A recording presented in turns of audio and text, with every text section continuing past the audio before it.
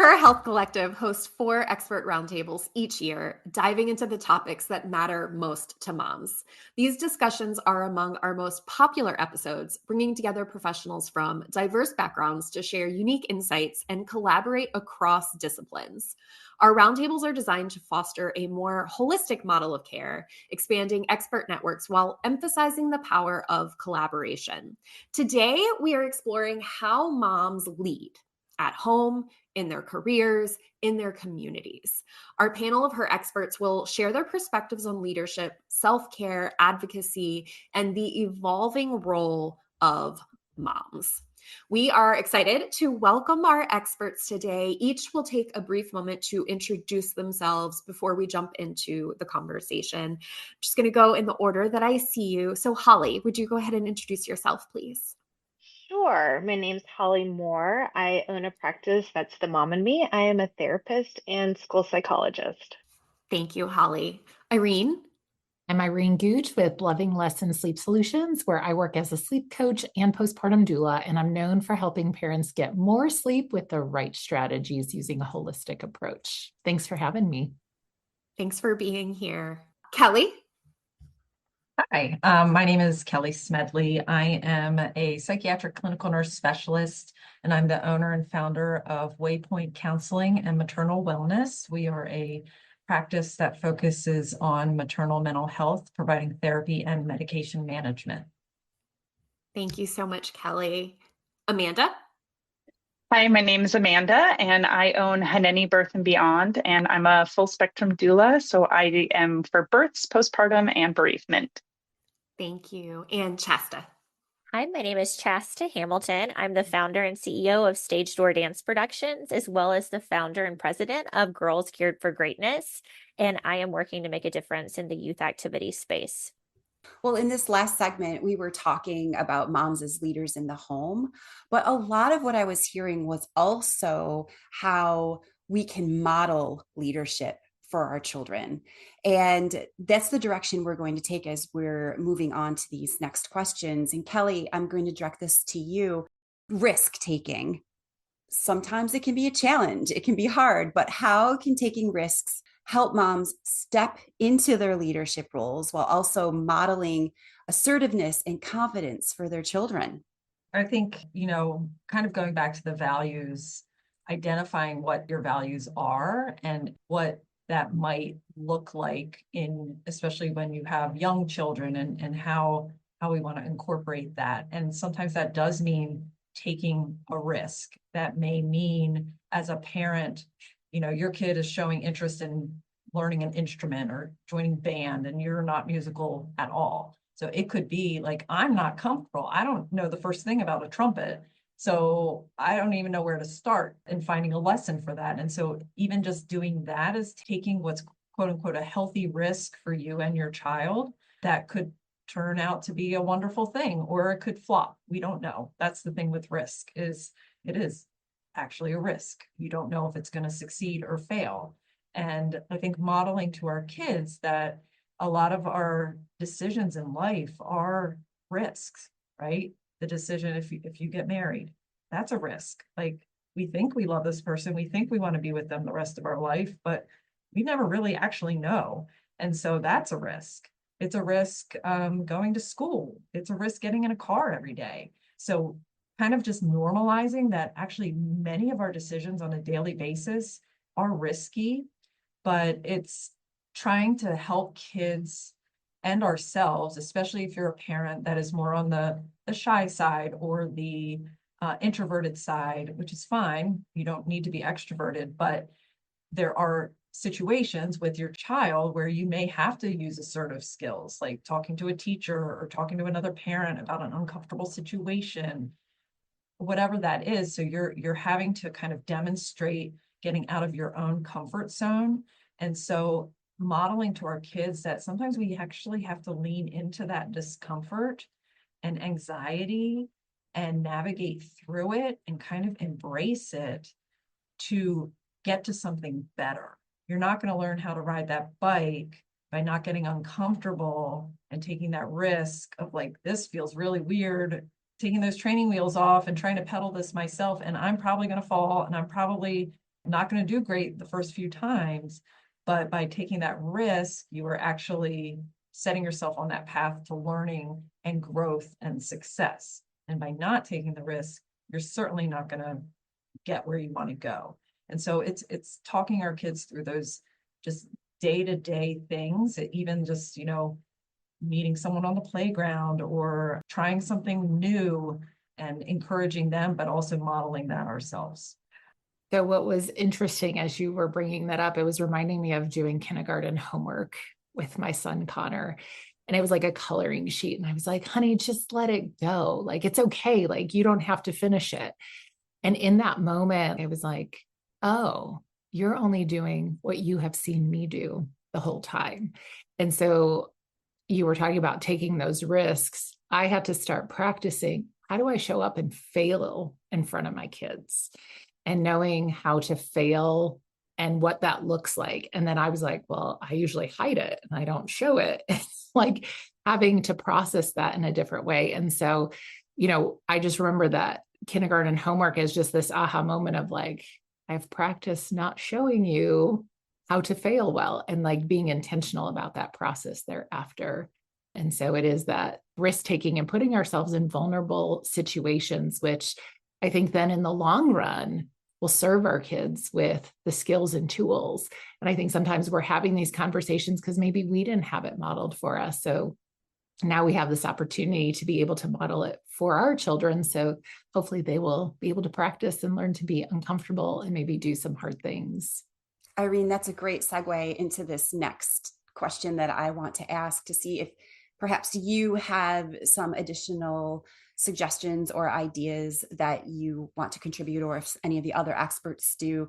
But you had talked about failure, and that's a huge piece of leadership, is to try things, and then failure is going to be part of the whole process. And kids have to learn that through various different daily experiences. I'm curious on some other ways that parents can help lead their children through daily experiences while setting a strong foundation for the healthy home environment. I love this question because I think sometimes this is a missed opportunity in homes. As a sleep coach, a lot of times parents reach out and they're like, let's talk about sleep. And I'm like, well, let's talk about the play window. And what are we doing and practicing during that awake time? And it's not just about the amount of time that children are awake, because it's not about that. It's, have I taught my children how to be okay and figure out and do life on their own?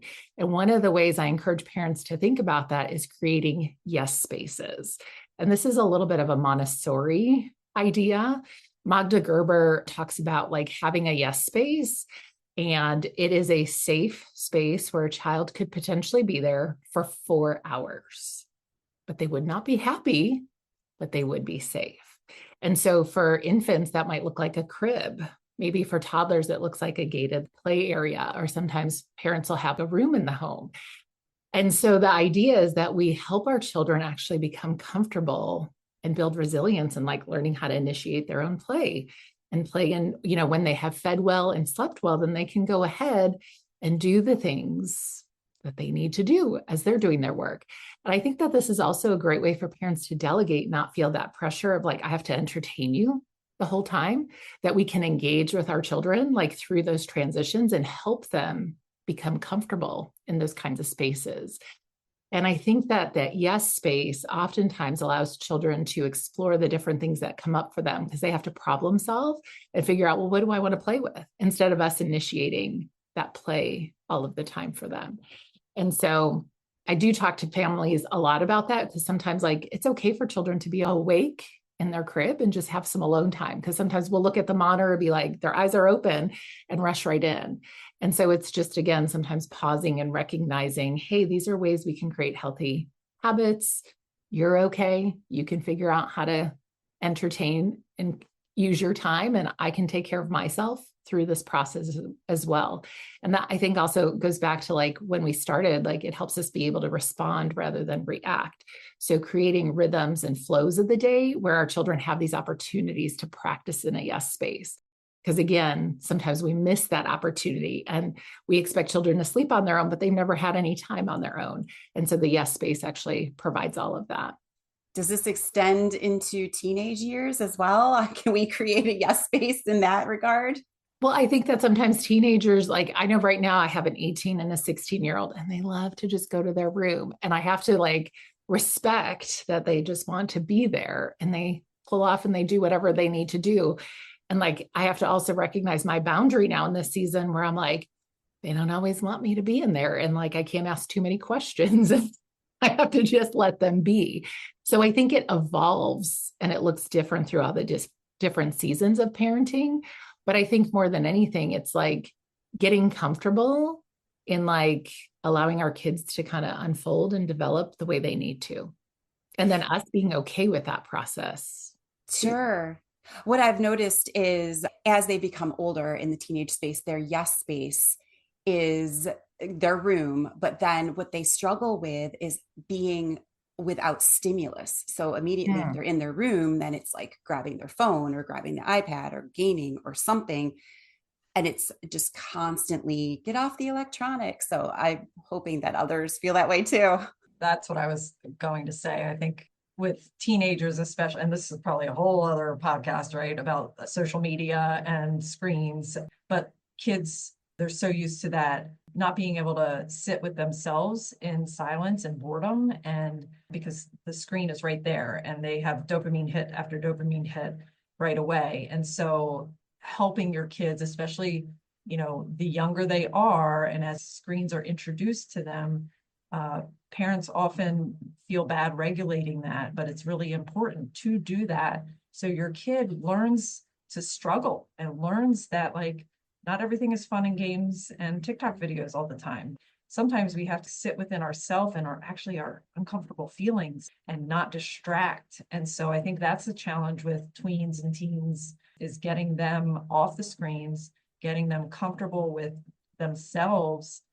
But I think that's a challenge for parents these days and kids. And I think it really starts when they're young, like when Irene is way back helping them with that safe space, just getting comfortable with yourself and not having to rely on another stimulus to distract from the hard stuff.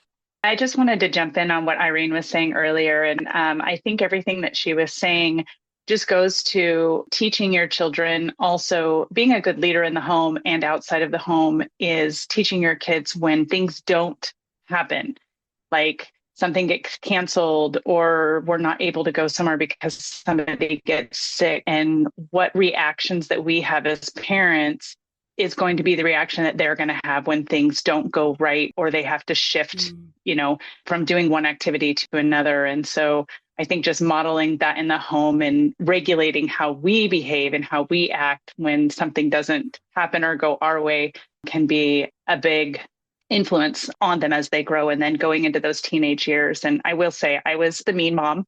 My kids had 30 minutes of screen time from the time they were 2 until they were like 12. And unless we were watching a family movie, they had dumb phones until they were 16. And then they had locked down smartphones that weren't allowed in their bedrooms. So my kids learned to play with themselves and to play with each other. They love to write and read and draw and build things with Legos and other toys. So it is possible to keep that technology to a minimum. And then once obviously they get out on their own, it's probably a moot point, but hopefully they've got some good boundaries and understand the importance of not living on them. But that also goes to modeling. So in our home, I didn't have the TV on all day. I didn't have my phone in my hand all the time. We had designated times like, okay, mom's going to go 30 minutes. I'm going to check my email, do some things, and then we're going to go to the park or whatever. And so just saying what you're going to do and doing what you're going to say and keeping those truths to be truths. So I think that's definitely helpful. That's great input, Amanda. And a lot of what I was hearing from what you were saying is creating positive, healthy environments for our children. And I'd like to draw Chasta into this conversation, particularly around creating the positive, healthy environments, because her work is just that. It is a place where kids can go and have that healthy exposure to exercise and other kids and leadership and whatnot. So, Chasta, do you have Any feedback that you can give on how moms can leverage their leadership and avoid creating harmful environments and just steer them more towards building healthy ones? This episode is brought to you by Her Circle, the ultimate community for moms looking for real connections, meaningful experiences, and expert support. From mom's night out and family adventures to book club, volunteer opportunities, and expert workshops, Her Circle is where moms come together to learn, laugh, and lift each other up. Spots are limited, so join the waitlist at herhealthcollective.com/membership and be the first to know when doors open. Yeah, I think this is such a great conversation, and I love everything that's been shared. And a through line is healthy over harmful environments. How do we create them? How do we cultivate them?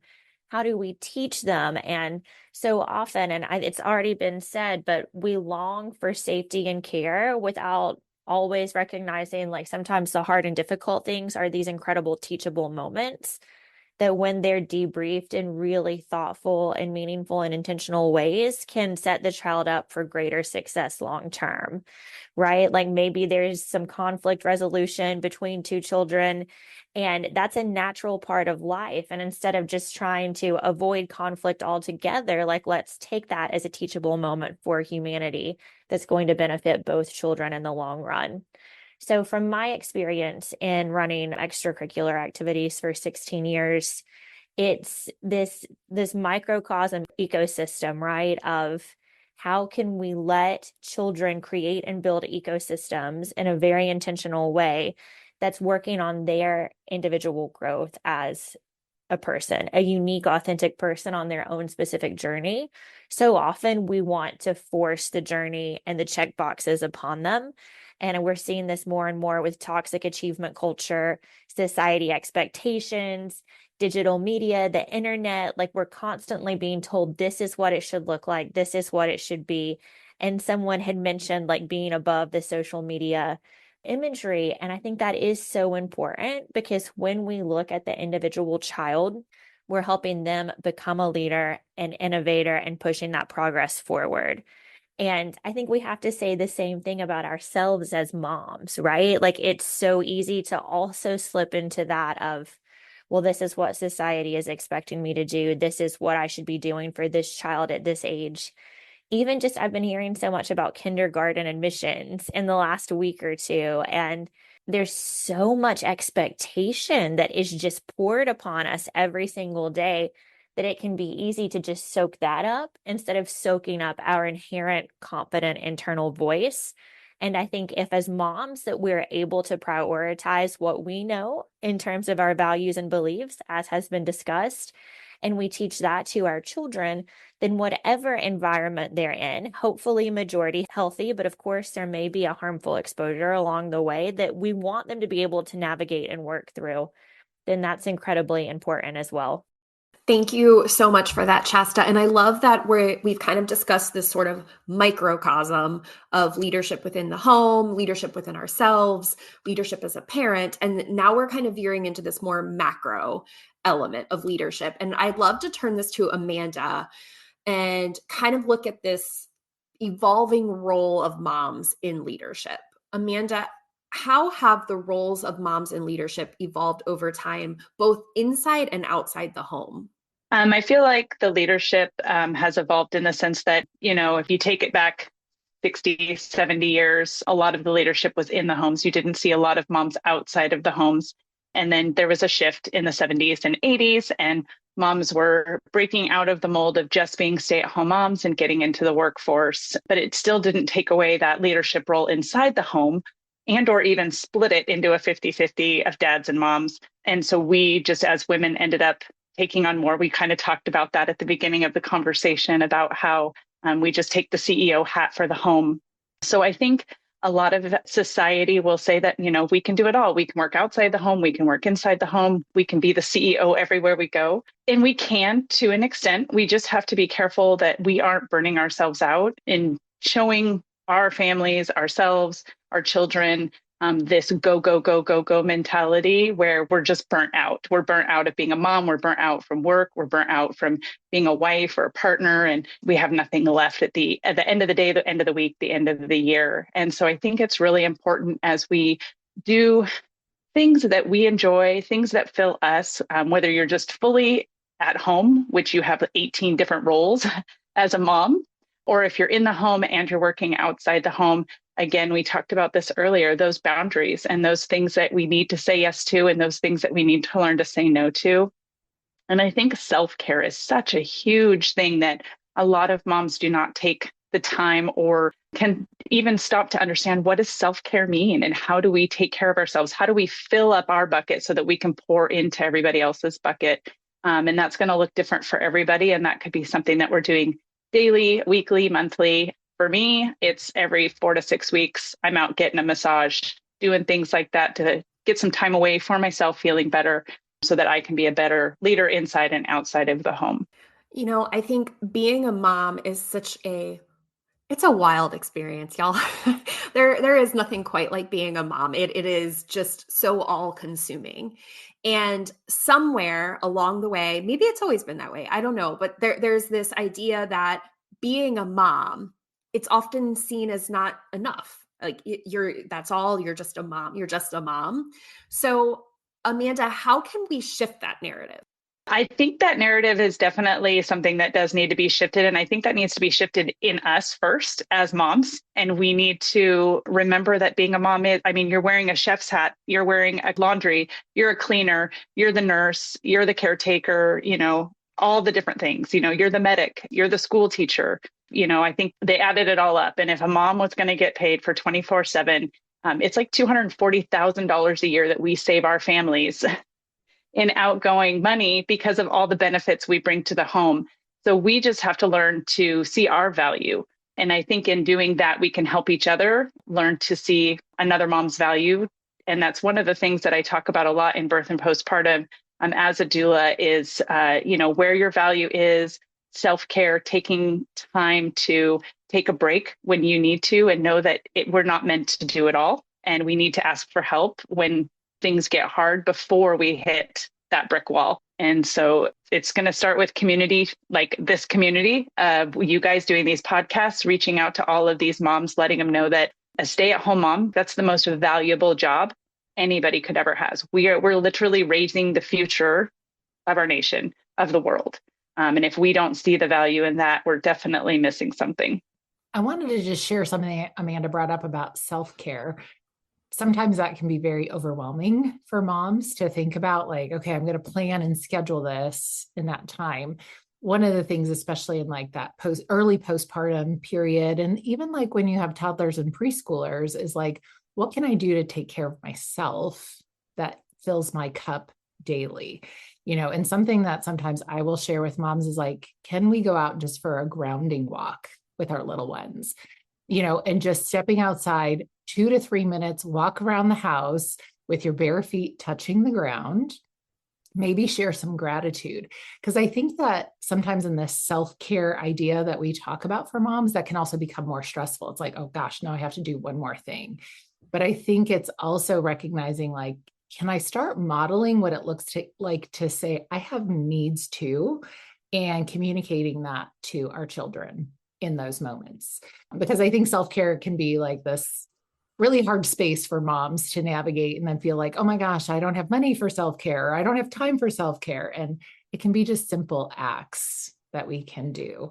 But the grounding walk is definitely something I highly recommend, those dance parties and bubbles and things like that. So just keeping it simple and incorporating it into our daily rhythms of life. You were talking about like that shift of motherhood. Like, how do we begin to like recognize that value that what we place in this role? And I think that part of it is the community. I love how, Amanda, you were like bringing it to this space. And I think another part of it is being vulnerable. I see a lot of moms carrying the burden, showcasing what they imagine it's supposed to look like, not understanding how the anxiety or depression is showing up for them in this space, or not imagining that someone else might not like this role either at times. And I think that being able to be vulnerable and sharing our stories is part of how we shift the narrative of what it's actually like to be in this space. And I think it also speaks to when we can do that, we can be vulnerable with our children. And that in itself is also taking risk, right? Like, can I trust them that they can like understand this vulnerable space that mom is in? And so that when they're struggling, maybe they can trust me that I can hold that space too. And we're kind of tethering ourselves to that. I just wanted to mention that. And I think too, like we should all kind of, I'd love to share or hear like what you guys are all doing right now, like from a ritual standpoint of like how you're caring for yourself. Like that's just something that I get curious about. Like we're hearing these little things. Like right now, I'm drinking hot chocolate every night. Like, and I ordered this chocolate from like Vermont that's like this spicy jalapeno hot chocolate. The sensation of this spice just really kind of is warm and enriching. And I just kind of wonder if we could dumb down self-care a little bit too. I mean, I think it obviously looks different for everybody. For me, it's prioritizing getting to the gym or going for a run. Even I found the simple act of like listening to a podcast while I'm schlepping kids around or, driving to carpool, and definitely prioritizing time with girlfriends. And that sometimes could look like meeting someone on a Sunday for a half an hour walk, or it could mean grabbing lunch or dinner occasionally. But those are the things for me that fills my cup. I was actually talking to a client this morning who's got 3 little ones. One's in school, 2 are at home, and one's a newborn. And this was the topic of how can I get a little bit of time for me when the toddler's throwing the tantrum. I got to get dinner. I got to go pick up the other one. I got the baby needing to nurse. And so just like Irene said, it's getting creative, getting proactive, and prioritizing that your time is just as valuable. And where are those 5 minutes? And it's going to be inconvenient sometimes for your family for you to get that self-care, but it's necessary for everybody. And I think a lot of moms need to realize that. One of the things when I was doing my home daycare, and I love, Holly, that you drink your hot cocoa with that spiciness in it. I started actually putting cayenne pepper in my tea with ginger, and it's really good. And it has just become kind of a daily ritual. And so I would set up the kiddos. It was like after they ate, then they were set up in their yes space and they were playing. And I would just sit at the table and I would look outside at the trees. And I was like, I'm just enjoying this. And I just enjoy having like a cup of something, but usually something warm is really great. And so just creating that kind of ritual, and still something like all these years later that I am doing. And so again, it can become just a natural rhythm and pattern that we create, and it doesn't have to be a big deal.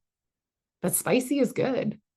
I, on the other hand, might be spicy in my behavior, but I am not a spicy eater. So I'll find other ways to fulfill myself. Thank you. But I do want to thank all of you so much for being part of this discussion. We do have one more question. We are moms. We are raising, as Amanda said, the next generation of kiddos that are going to be leading beyond the home. And we want to also model that for them. We want to create change. We want to advocate for that change. So Chasta, you are like a wonderful person to direct this question to with all of your advocating behaviors and special work that you do. What is groupthink? And how can moms become more aware of it in leadership roles to ensure they are fostering independent thought?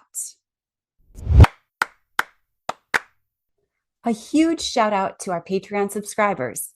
Your support truly means the world to us. Thanks to you, we are able to continue the weekly production of Mama Needs a Moment and getting this valuable information from these incredible guests out to you, our listeners. This final question has been recorded as a bonus and is available for our Patreon subscribers to go listen to right now. Be sure to log into your Patreon account and have a listen. If you're not a subscriber, we'd love to have you. The link is in the show notes. That's a wrap. You carved out a few moments just for yourself, and that's a big deal. We understand that time is limited, but we've got your back, which is why we keep these episodes short, sweet, and packed with goodness. Don't miss a thing. Hit the follow button so you're always the first to know when a new episode drops. If you had as much fun as we did, let us know by leaving a review. And remember to let other moms know that we're here doing motherhood alongside you. Grateful to share a few moments taking care of you.